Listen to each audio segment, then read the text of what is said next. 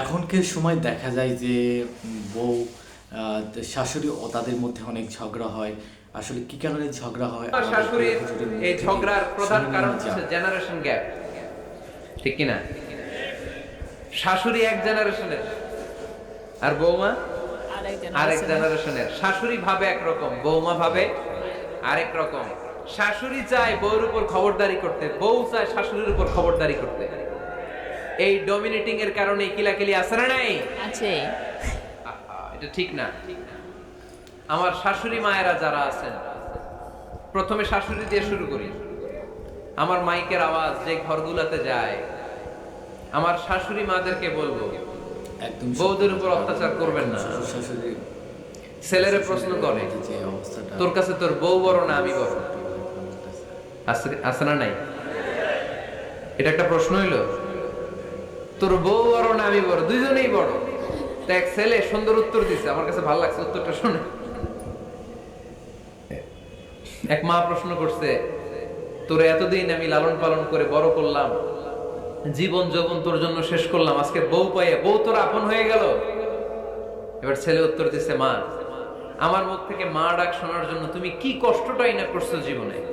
10 মাস আমারে পেটে ধারণ করলা, খাইতে পারো নাই, বমি করছো, খালি ওষুধ খাইছো, তোমার পেট কেটে আমারে বের করা হয়েছে, 2 বছর আমারে দুধ খাওয়াইছো, পেশাব পায়খানা পরিষ্কার করেছো, বয়স যখন 3-4 তখন তোমার আমি মা ডাকছি। এই মা ডাকটা শোনার জন্য তুমি এত কষ্ট করছো, আর আরেকবারের মাইয়া এই ঘরে আইসাই তোমার মা ডাকা শুরু করছে।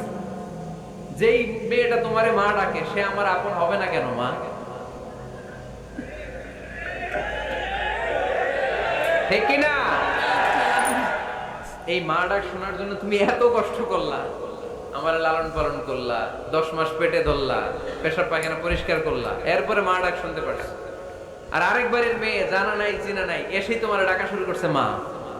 তো যে আমার মারে মা ডাকে তার স্থান তো আমার কলিজায়। আমাদের প্রিয় হুজুর আসলে ভিডিওটা ঠিক কিনা? বুঝতে পারবেন আসলে ঝগড়া হওয়ার প্রধান কারণ কি। শাশুড়ি আম্মারা যারা আছেন, প্লিজ বৌমাদেরকে কষ্ট দিয়েন না। অনেক শাশুড়ি আছে পান থেকে চুন খসলে রেগে যায়, পদে পদে স্ত্রীর ভুল ধরে, বউয়ের ভুল ধরে, আছে না নাই? এটা করবেন না। সে তো নতুন, আপনার অনেক এক্সপিরিয়েন্স হতে তার সময় লাগবে, তাকে সময় দিন, তাকে ভালোবাসুন, ঠিক কিনা? না বুঝে সামান্যতে বৌমারে বদদোয়া দেয়, এরকম আছে না নাই? কিন্তু বুঝতে চায় না, বৌমারে যদি বদদোয়া দেয় তাহলে তার নিজ ছেলের পরিবারের ক্ষতি, পেটে ধরা যে ছেলে, ছেলের পরিবারের কিন্তু ক্ষতি, তার আপন নাতি নাতনিদেরই ক্ষতি। আওয়াজ করে বলেন ঠিক কিনা? ঠিক ঠিক। বৌমাকে বদদোয়া দিয়েন না। বৌমাকে নিজের মেয়ের মতো দেখবেন। সমাধান আমি দিচ্ছি, কেমন দেখতে হবে? নিজের মেয়ের মতো। নিজের মেয়ে সকালে ঘুম থেকে ওঠে 11টা, ওইটা সমস্যা নাই। বৌমা কেন উঠলো না, ওইখানেই ঝামেলা, আছে না নাই? মেহেরবানি করে আপনার বৌমাকে আপনার নিজের মেয়ের মতো দেখেন। নিজের মেয়ের যেমনি আদর করেন তাকেও অমনি আদর করেন। আপনার বৌমারে যদি আপনি কষ্ট দেন, মনে রাখবেন আপনার নিজের মেয়েটাও আরেকবারের বউ হয়ে কয়েকদিন পরে যাবে। আপনি যা যা করবেন আপনার মেয়েকেও তারা ওই রকম কষ্ট দিয়ে বাড়িতে ফিরিয়ে দিবে। চিল্লায় বলেন ঠিক কিনা? খবরদার, টিট ফর ট্যাট। ইট্টি মারলে পাটকেলটি খেতে হয়। এজন্য শাশুড়ি আম্মা জানারা যারা আছেন, বৌমার সাথে খারাপ আচরণ করবেন না মেহেরবানি করে। তাকে আপনি কষ্ট দিলে আপনার নিজের মেয়েটা আরেক বাড়ির বৌমা হবে, সেও ওই বাড়িতে এই কষ্টগুলো ভোগ করবে। এগুলো যখন আপনি শুনবেন তখন আপনার চোখ দিয়ে পানি পড়বে কি পড়বে না? পড়বে। এবার আসেন বৌমার কথা বলি। বৌমা যারা আছেন মেহেরবানি করে, বৌমা যারা আছেন মেহেরবানি করে আপনার শাশুড়ি আম্মাকে নিজের মায়ের জায়গায় রাখবেন। আপনার বাড়ি ছেড়ে নতুন বাড়িতে আসছেন, তো এটাই তো আপনার বাড়ি। আপনার মা রেখে দিয়ে নতুন মা পাইছেন, এটাই তো আপনার মা। তো ওনাকে মায়ের জায়গায় বসাতে আপনার সমস্যাটা কোথায়? বৌমারা খেয়াল রাখবেন, আপনি আপনার শাশুড়ির সাথে যে আচরণটা করতেছেন, আপনার শেষ বয়সে আপনার ছেলের বিয়ে দেওয়ার পরে যে বৌমাটা আসবে ওই আচরণই আপনাকে ফিরিয়ে দিবে। The nature has its own return. প্রকৃতির একটা মাইর আছে, এটা শেষ মাইর, এটা শেষ খেলা। প্রকৃতির খেলা বড় খেলা। আপনি আপনার শাশুড়ির সাথে যে আচরণ করবেন, আপনার শেষ বয়সে আপনি একদিন শাশুড়ি হবেন, এটা মাথায় রাখবেন। ওই আচরণই আপনি ফিরে পাবেন। আওয়াজ করে বলতে হবে ঠিক কিনা? এজন্য 9 নাম্বার পয়েন্টস হচ্ছে মিউচুয়াল রেসপেক্ট। সবাই যেন সবাইকে ভালোবাসি। দোষ ছাড়া মানুষ নাই, সবার দোষ আছে।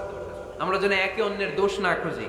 বৌমারা, আপনাদের কানে যদি আমার মাইকের আওয়াজ যায়, অল্প কিছু টেকনিক অবলম্বন করলে আপনি আপনার শাশুড়ির মন জয় করতে পারবেন। শাশুড়িরা আসলে বেশি কিছু চায় না, আগের জামানার মানুষ তো, এদেরকে ওইভাবে হাত করতে হবে। মাঝে মাঝে একটু শাশুড়ির মাথায় তেল দিয়ে দিয়ে, চুলে তেল দিয়ে দিবেন আর কি, মাঝে মাঝে চুল আসতে দিবেন, এগুলো কিন্তু খুব পছন্দ করে শাশুড়িরা। ওনার প্রেশারটা একটু মেপে দিবেন, ডায়াবেটিক্সের ওষুধটা খাইলো কিনা সময় মতো খোঁজ নিবেন, কি পছন্দ করে খেতে একটু রান্না করে দিবেন। যেই বক্তার ওয়াজ শুনতে পছন্দ করে ওই বক্তার ওয়াজগুলো ডাউনলোড করে শাশুড়ি আম্মাকে দিবেন, ইসলামী বই দিবেন। দেখবেন বয়স্ক নারীরা মাহফিল যেতে খুব পছন্দ করে, ওয়াজ শুনতে খুব পছন্দ করে, নবীদের কাহিনীগুলো শুনতে পছন্দ করে। বসায় বসে একটু কাহিনীগুলো শোনাবেন। বাইরে বেরোলে জিজ্ঞেস করেন, আম্মা আপনার কিছু লাগবে কিনা। আরেকটা টিপস আছে, চুল যখন আশ্রাবেন আর শাশুড়ির মাথা যখন তেল দিয়ে দিবেন তখন অতীতের কথা জিজ্ঞেস করেন। দেখবেন অতীতের স্মৃতিতে হারিয়ে গিয়েছে আপনার শাশুড়ি।